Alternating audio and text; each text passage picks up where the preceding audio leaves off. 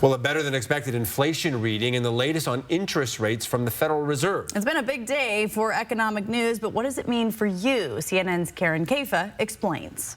It's kind of a mixed bag right now for consumers who are paying less at the gas pumps than they were a month prior, but more at the grocery store than they were last year.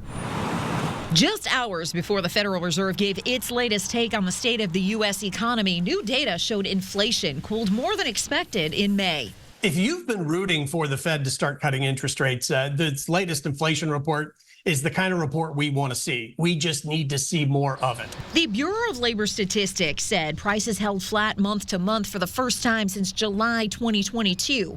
Overall, prices were up 3.3% over 1 year ago, slowing slightly from April's year-over-year rate. Still, Bankrate Chief Financial Analyst Greg McBride says households are feeling a squeeze. Nobody's walking out of the supermarket feeling like they got a bargain because prices are still much higher than they were 4 years ago. Even though they're not going up as fast as they were, that's little consolation to the households that are dealing with strained budgets.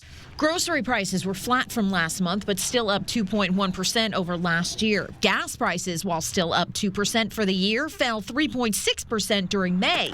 Good news for drivers, but raising questions about summer travel demand and whether inflation fatigue is influencing plans. The White House says lower inflation remains an economic priority. We really need to keep working on bringing costs down. That's going to be our focus in terms of grocery, housing, gas prices, healthcare.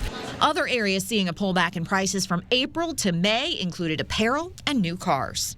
This latest report also showed that housing costs remain an obstacle to getting that overall inflation number down, and they also remain a strain on consumers. Shelter costs outpaced overall inflation during the month of May and continue to run above pre-pandemic levels. In Washington, I'm Karen Caifa.